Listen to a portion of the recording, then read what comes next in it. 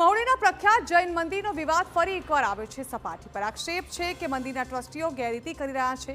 એટલું જ નહીં, 130 કિલો સોનાની ચોરીનો પણ સનસનીખેજ આરોપ લગાવવામાં આવ્યો છે અને તટસ્થ તપાસની કરવામાં આવી છે માંગ। ત્યારે જુઓ, મહુડીના વિવાદમાં આખરે શું છે સત્ય।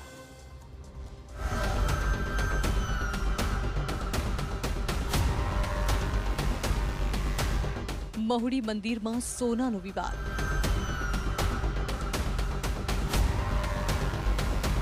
₹130 કિલો સોનું ચોરી થયાનો આક્ષેપ।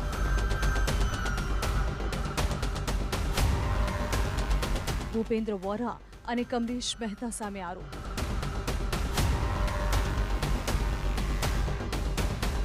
વહીવટમાં ગેરરીતિ થયા હોવાનો દાવો।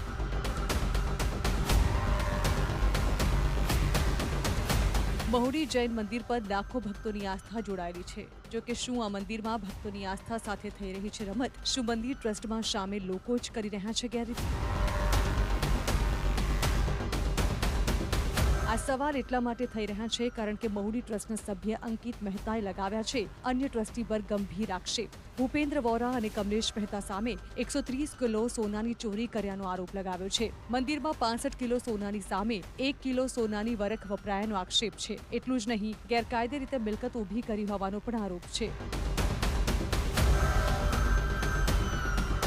અંકિત મહેતાનું કહેવું છે કે મહુડી ટ્રસ્ટમાં સત્તાવાર રીતે એક પણ ટ્રસ્ટી નોંધાયેલા નથી। ખોટા દસ્તાવેજો રજૂ કરીને પોતાના નામ ટ્રસ્ટી તરીકે દર્શાવ્યા છે। કમલેશ મહેતા, ભૂપેન્દ્ર વોરા સહિત 8 લોકોએ ભેગા મળીને પોતાને ટ્રસ્ટી બતાવ્યા છે। સત્તાવાર ટ્રસ્ટી ન હોવા છતાં ટ્રસ્ટના નાણાંથી કરોડોની મિલકતો ખરીદી હોવાના પણ આક્ષેપ છે। સાથે સાથે સંસ્થાની રકમ અંગત કામ માટે વાપરતા હોવાનો આરોપ છે। વિવાદ બાદ ગેરકાયદે ટ્રસ્ટીઓને તરત દૂર કરવાની માંગ કરાઈ છે, તો સમગ્ર મામલે હવે સરકાર હસ્તક્ષેપ કરે તેવી માંગ છે। આ સિવાય વચમાં 65 કિલો સોનાની અમે લોકોએ રજૂઆત કરેલી હતી સમગ્ર સમાજ સામે।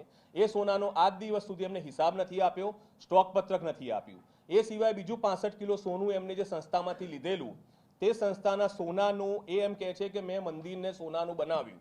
તો આ મંદિરનું અમે લોકોએ લેબોરેટરી ટેસ્ટિંગ કરાયેલું છે। જે મંદિરની અંદર બહાર જે પતરું આપણને સોનાનું પતરું દેખવામાં આવે છે, એ પતરાની અંદર માત્ર 1 કિલો સોનું વપરાયું છે, તો બાકીનું 60 કિલો સોનું પણ તે પોતાના ઘરે લઈ ગયા છે। આ સિવાય ભૂપેન્દ્ર વોરાનું કમિટમેન્ટ છે કે ભી દર વર્ષે દાદાનો જ્યારે વરખ કે દાદાનો જ્યારે હવન થતો હોય છે, ત્યારે દાદાનો જ્યારે વરખ ઉતરે છે, ત્યારે દર વર્ષે આશરે અંદાજે 1 થી 2 કિલો સોનું વરખ સાથે ઉતરે છે। તો 50 વર્ષથી અમારી સંસ્થા ચાલે છે, તો 2 કિલો 50 વર્ષના ગણીએ તો 100 કિલો સોનું, તો એ સોનું બી આજની તારીખમાં ચોપડે નથી। કોર્ટમાં અમે લોકોએ જેના કારણે અમે લોકોએ ચેરિટી કમિશનરની કચેરીમાં 4 થી વધુ અલગ અલગ કેસ દાખલ કરેલા છે કે જેની અંદર તમામ કેસમાં ચેરિટી કમિશનર સાહેબનું કહેવું એવું છે કે હાલમાં આ સંસ્થા મા બાપ વગરના બાળક જેવી છે કે જેનું કોઈ મા બાપ ના હોય એવું બાળક અનાથ છે, એનું ધ્યાન રાખવાનું કોઈ નથી। તો બાળકને જે માહોલમાં તમે ઉછેરો, તમારો સમાજ એવો બનવાનો છે। એટલે અમારી જૈન સમાજની તમામની માગણી એમ છે કે સરકાર આમાં હસ્તક્ષેપ કરે। જો કે સામે મહુડી જૈન ટ્રસ્ટના સત્તાવાર ટ્રસ્ટીઓએ વળતો જવાબ આપ્યો છે। તેમણે કહ્યું કે આરોપ લગાવનાર વ્યક્તિઓ ટ્રસ્ટી નથી અને અગાઉ તેમને સભ્યપદેથી દૂર કરવામાં આવ્યા હતા। ટ્રસ્ટે સોનું કે કરોડોની રકમની ગેરવહીવટના આરોપોને નકાર્યા છે, તો આ તરફ ભૂપેન્દ્ર વોરાએ તમામ આરોપોને ફગાવ્યા છે અને કહ્યું કે ટ્રસ્ટની દરેક આવક જાવક ઓડિટ હેઠળ થાય છે।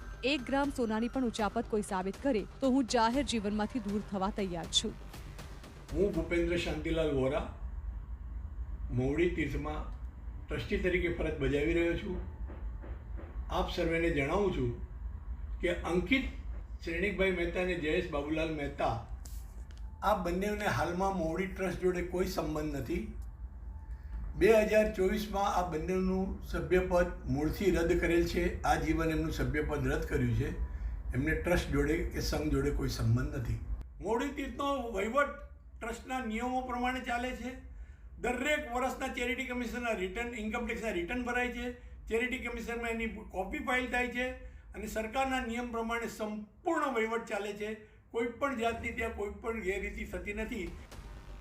આમ હાલ તો સામે આક્ષેપો થઈ રહ્યા છે। જો કે સવાલ એ છે કે શું આક્ષેપોની તપાસ થશે? શું ખરેખર મંદિરમાંથી સોનાની ચોરી થઈ છે? શું સરકાર વિવાદમાં હસ્તક્ષેપ કરશે? કારણ કે આક્ષેપ ખૂબ જ ગંભીર છે। મંદિર સાથે લાખો શ્રદ્ધાળુઓની આસ્થાનો સવાલ છે। હવે જોવાનું એ છે કે આરોપની તપાસ થશે કે નહીં। Bureau report, TV9।